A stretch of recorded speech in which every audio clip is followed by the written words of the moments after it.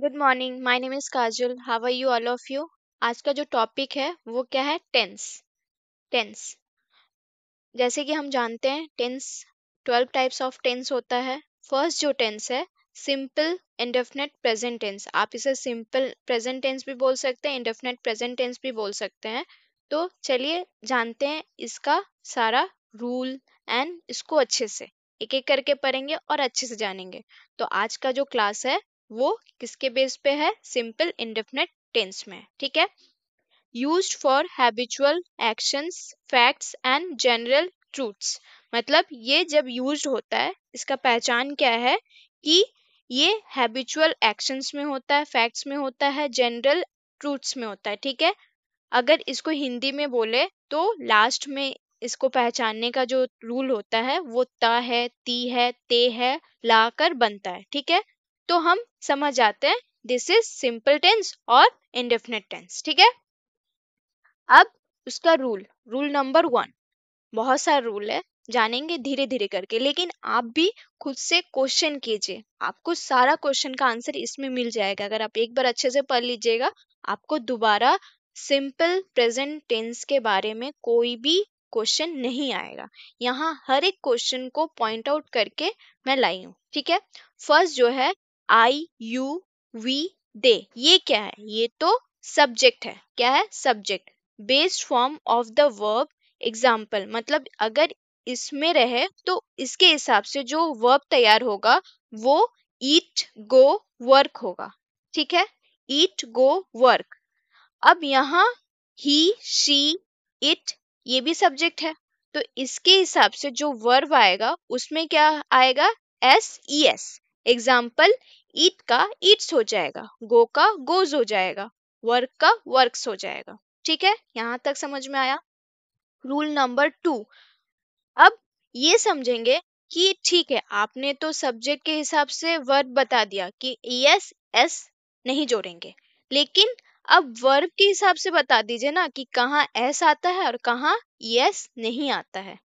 तो वर्ब के हिसाब से बता रही हूँ। Verbs ending in S, S H, S S, C H, S H, X और ओ अगर एंड में रहे तो वहां हम क्या ऐड करेंगे? हम ऐड करेंगे ई एस। क्या ऐड करेंगे? E S.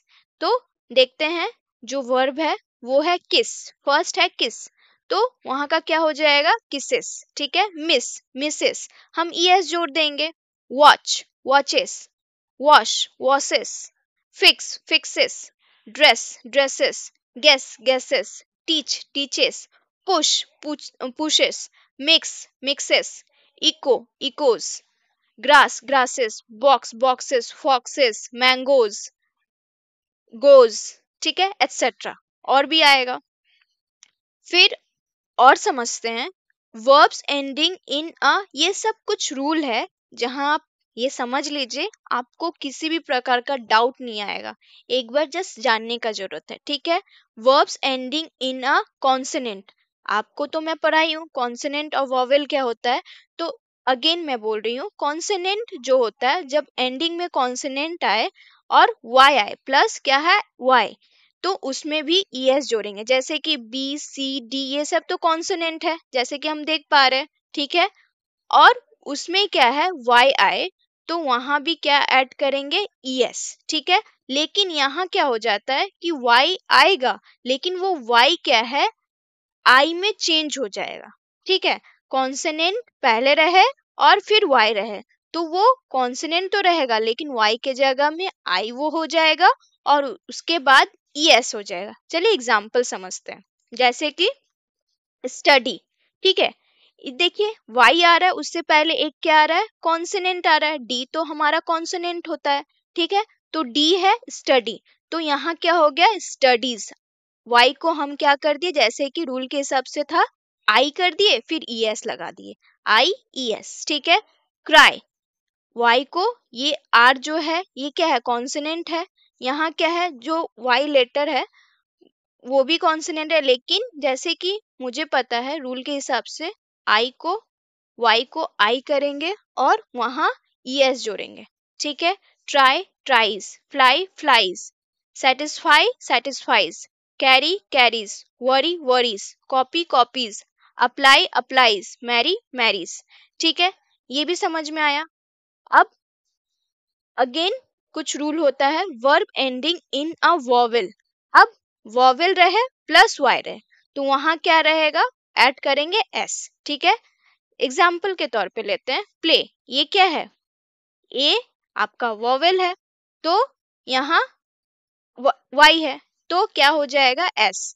Plays, enjoys, says, buys, stays, prays, यहाँ क्या होगा एस आएगा, प्रेज। ठीक है, पेज, पेज। ठीक है, फिर जो रूल के हिसाब से समझिए अच्छे से, वर्ब एंडिंग इन आई ई रहेगा। अगर वर्ब के हिसाब से आई ई रहेगा तो वहां भी एस जोड़ेंगे, जैसे डाई, डाइस, लाई, लाइस, टाई, टाइस। हम क्या कर दिए, एस एस को ऐड कर दिया।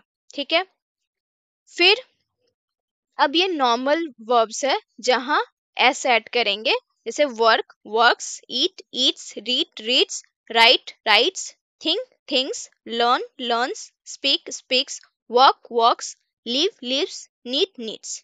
ठीक है, तो यहाँ क्या है, ये जो है अगर इस फॉर्म में आए, ठीक है,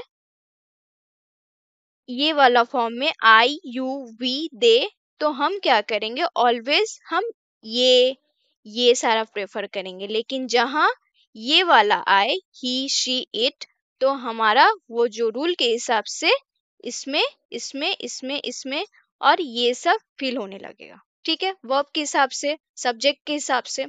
ऑलराइट, अब नेक्स्ट यहाँ पढ़ लिए। अब यहाँ तक तो नॉर्मल हो गया, हम वर्ब समझ लिए, क्या क्या समझ लिए कि ही शी आई ये सब कहाँ देंगे, कौन सिंगुलर है कौन प्लूरल है, क्या वर्ब है उसके हिसाब से ईएस कहाँ देंगे, एस कहाँ देंगे, सारा चीज कंप्लीट हुआ। अब आते हैं रूल नंबर 3। अब जब हम लोग सिंपल प्रेजेंट टेंस जब बनाते हैं, ये बेस्ड ऑन 4 रूल्स। ठीक है, क्योंकि जब एक सेंटेंस बनता है वो सेंटेंस 4 प्रकार का होता है। अफर्मेटिव, ठीक है, जिसको बोलते हैं पॉजिटिव भी बोलते हैं, positive form, affirmative, positive, negative form जहां नकारात्मक होगा, इंट्रोगेटिव, क्वेश्चन, इंट्रोगेटिव बोलिए या क्वेश्चन फॉर्म बोलिए, अफर्मेटिव फॉर्म बोलिए या पॉजिटिव फॉर्म बोलिए, नेगेटिव मतलब ना। ठीक है, इंट्रोगेटिव, क्वेश्चन फॉर्म, नेगेटिव, और यहाँ इंट्रोगेटिव दोनों ही आता है, negative interrogative form, negative question form. ठीक है, अब अब क्वेश्चन आ रहा होगा कि ये क्या है, ये भी बताएंगे ये क्या है। फर्स्ट क्या है, अफर्मेटिव। इसका जो रूल होता है अफर्मेटिव या पॉजिटिव फॉर्म, ये क्या है, जैसे कि मुझे पता है कि आई यू वी दे, इसमें जो आता है वो क्या करेंगे, उसमें यस जोड़ेंगे नहीं, राइट। लेकिन यहाँ जो आता है ही शी इट, उसमें एस जोड़ेंगे, एस भी जोड़ेंगे। अब ये क्या है, वर्ब के हिसाब से जानते हैं, ता है, ती है, ते है, जितना हमें पता था। ठीक है, अब एग्जाम्पल लेते हैं। यहाँ पॉजिटिव वाला जो बनेगा सेंटेंस अफर्मेटिव बनेगा।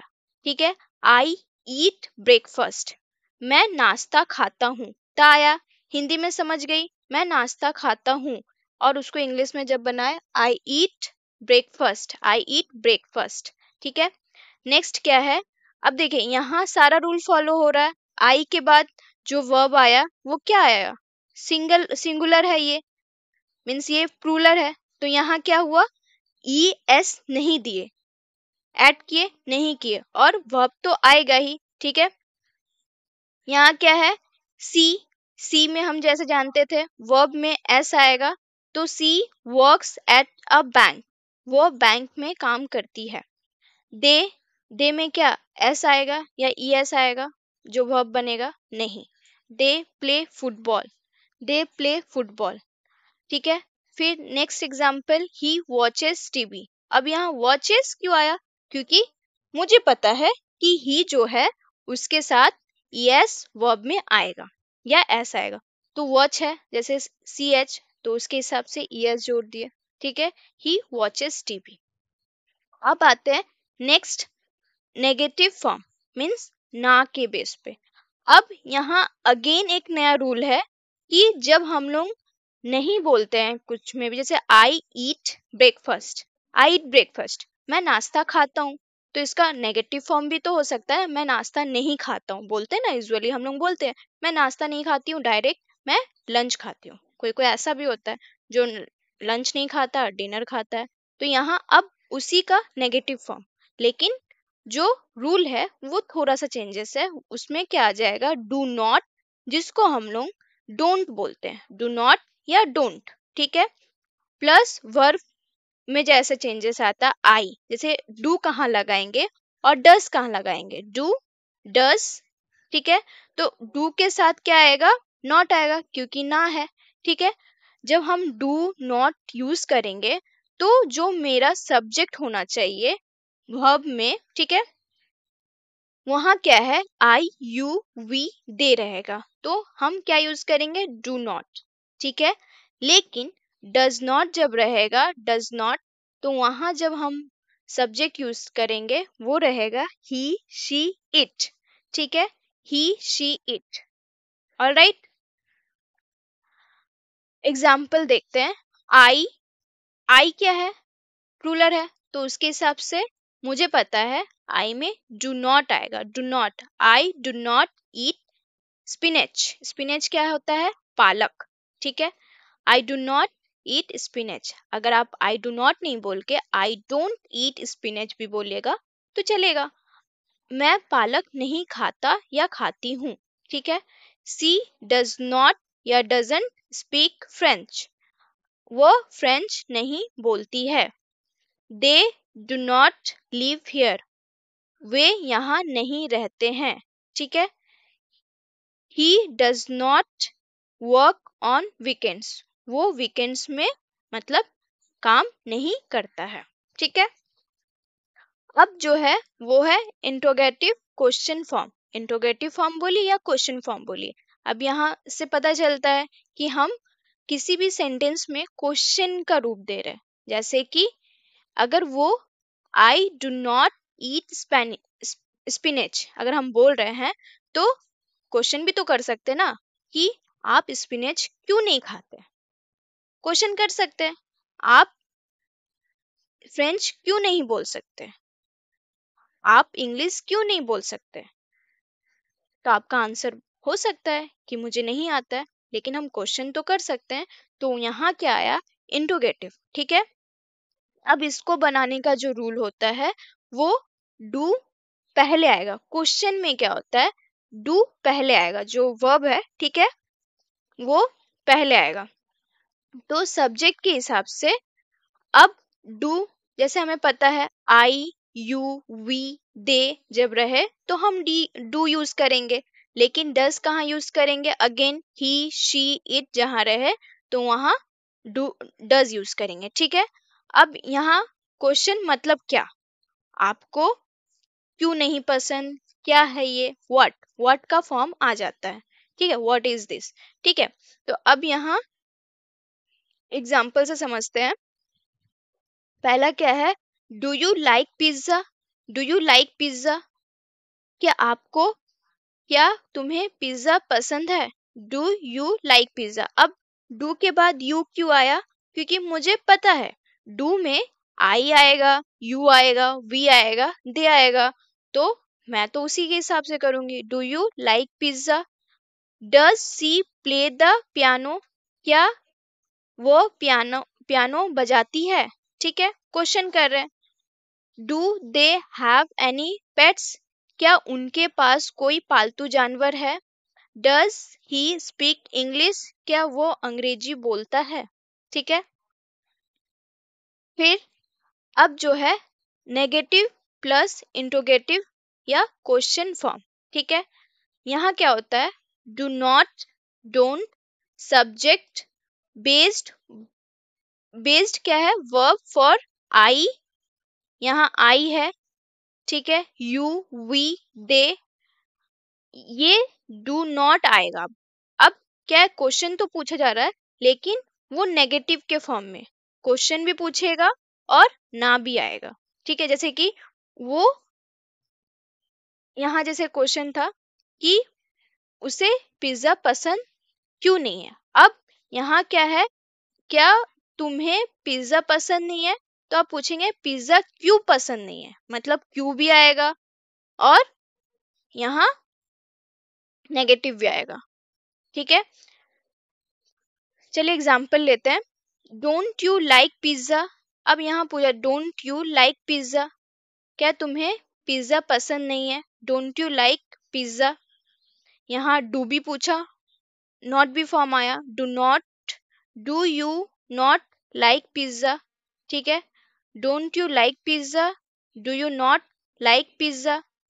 Doesn't C play the piano, does she not play the piano.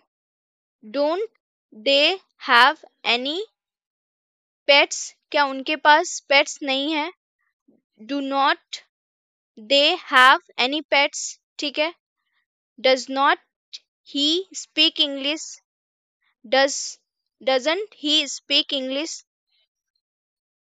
ठीक है, अब यहाँ क्या है कि क्या तुम्हें पिज्जा पसंद नहीं है, क्या वो पियानो नहीं बजाती है, क्या उनके पास कोई पालतू जानवर नहीं है, क्या वह अंग्रेजी नहीं बोलता है। ठीक है, आप ऐसे बोलिए, does not he speak English, does he not speak English. ठीक है, ऐसे हम लोग बोलते हैं।